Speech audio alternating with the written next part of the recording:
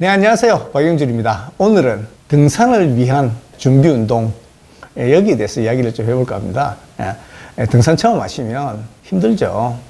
조금 높은 산 가면 많이 힘듭니다. 그러면 뭐 천천히 가면 되지 않냐. 그러면 뭐 천천히 가셔도 등산하는 건 아무 문제 없는 거죠. 근데 시간이 좀 많이 걸리죠. 근데 천천히 간다 그래도 힘이 안 든 건 아닙니다. 뭐 그럴 수밖에 없는 게 등산이에요. 뭐 저도 힘들더라고요.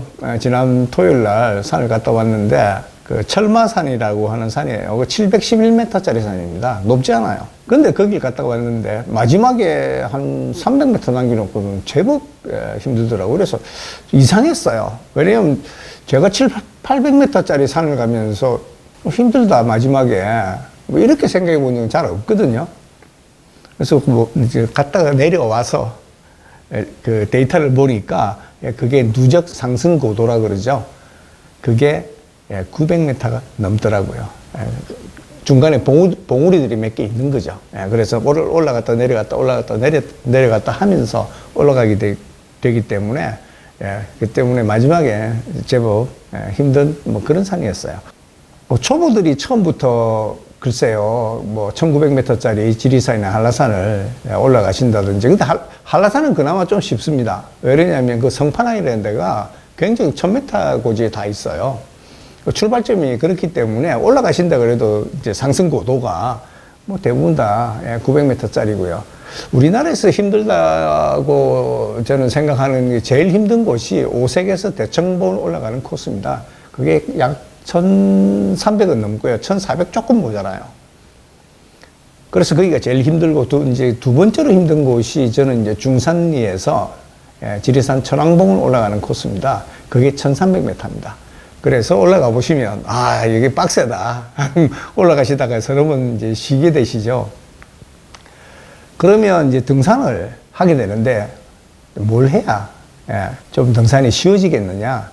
거기는 글쎄요, 뭐 지름길은 없는 것 같습니다. 그냥 주중에 자기 몸을 단련시키는 것이 저는 제일 중요한 것 같습니다. 물론 이제 헬스클럽 가서 이렇게 하셔도 되지만 뭐 헬스클럽을 매일 다닌다는 거는 별로 쉬운 일은 아니죠. 그래서 저 같은 경우는 뭐 일주일에 한 번 정도 그 주중에 뒷산을 올라갑니다. 높지 않은 뒷산이긴 한데요. 그래서 그거를 이제 하게 되는데, 그걸 하게 되면 확실히 주말에 산에 가시면 편하세요. 제가 자료를 하나 보여드릴 텐데요. 요거는 이제 코로스라고 하는 바로 이 시계요. 이 시계의 그 앱입니다. 요걸 보시면 심박수 게이지가 나와요. 근데 제일 중요한 게 첫 번째 확인하셔야 될 게 뭐 갔던 거리나 그 다음에 최고 속도 이런 것이 중요한 게 아니라 그 주중에 연습을 하실 때는 요 심박수가 제일 중요합니다. 심박수는요, 자기의 신체 나이를 알려줍니다. 자기의 신체 나이를. 그래서 최대 심박수가 얼마가 나오느냐가 굉장히 중요합니다. 예를 들자면 만약 최대 심박수가 170이다.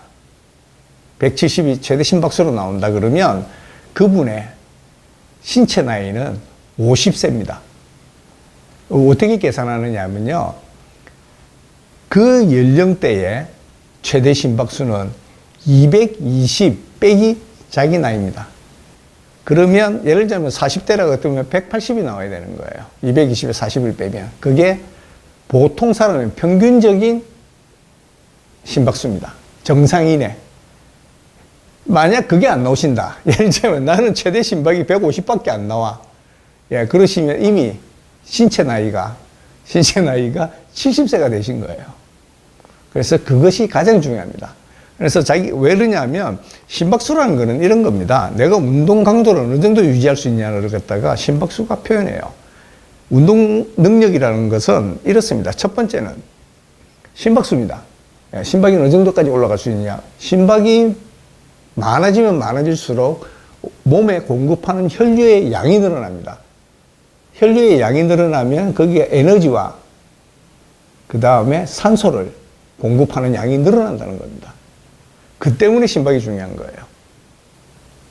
그래서 이 심박이 높으면 높을수록 자기의 최대 심박수가 높으면 높을수록 자기 몸은 젊은이에 가까워지는 겁니다. 또 하나는 뭐냐면 폐활량인데 예전엔 폐활량 이렇게 불렀죠. 지금은 VO2 max라 그럽니다. V는 볼륨이고요. O2는 산소입니다. max는 최대. 그러니까 최대 산소 섭취량이 되는 겁니다. 그래서 최대 산소 섭취량이 그러니까 폐활량이 커지면 커질수록 심박은 작게 움직여도 되죠. 그래도 똑같은 양의 산소와 에너지를 근육에 공급할 수 있는 겁니다. 그래서 호흡이 가빠지는 것도 극복하셔야 되고, 그래서 폐활량이 커지셔야 되고, 두 번째는 심박수가, 내 최대 심박수가 높이 설정되어 있어야 돼요. 그래야만 등산하시면 편해지시는 거예요. 제가 얼마 전에 이제 산에 갔다 왔던 걸 한번 보여드릴게요. 사진을 보시면 여기에서 빨갛게 표시된 부분, 이게 고강도 무산소 운동입니다. 이걸 HIIT라고 그럽니다. HIIT의 영역, High Intensity Interval Training. 예, 산에 가서도 어느 순간, 여기 보시면 2분 20초 정도 제가 이 HIIT를 이게 이제 야간에 산행을 한 건데요. 야간에 이제 뒷산을 갔는데 거기를 도달했던 겁니다. 근데 그때 최대 심박수가 얼마였냐면 180이었어요. 여기 보시면. 근데 그 다음 주에 제가 갔을 때는 제 최대 심박이 190이었습니다. 그러니까 190이니까 30세의 체력, 그러니까 심박 능력을 갖고 있는 거죠. 예, 그 다음에 평균이 138이었는데, 요때는 고강도 무산소 운동 HIIT를 제가 7분 37초를 했어요. 그러니까 등산을 하시면서도 일부러 중간에 고강도 운동을 해 주셔야 돼요. 고강도 운동이라는 거는 등산 시에 빨리 가보는 겁니다. 오르막을, 높은 오르막을 뛰어 올라가시든지 빠른 속도로 가시는 거예요. 그러면 자기 최대 심박수가 나오고, HIIT의 영역에 들어가게 됩니다. 그래서 요거를 갖다가 계속 반복해 주시면, 쉽게 말씀드리면 숨이 확 차서 미칠 정도에까지 운동량을 늘리셔가지고 그걸 짧게 2분에서 뭐 7분 정도를 하시게 되면 폐활량도 늘어나고, 그 다음에 최대 심박수도 젊은 사람처럼 조금씩 올라가게 됩니다. 그래서 운동 능력 전체가 강화가 됩니다. 그래서 요 데이터를, 그러니까 이런 그 스마트워치를 뭐 이게 코로스뿐만 아니고 가민이 됐건 순토가 됐건 또는 뭐 애플 요새 워치 프로나 뭐 갤럭시 워치가 됐건 그걸 가지고 산행을 하실 때 반드시 이걸 체크해 보세요. 그러면 자기의 현재의 신체 나이, 운동 능력, 폐활량을 알 수 있습니다.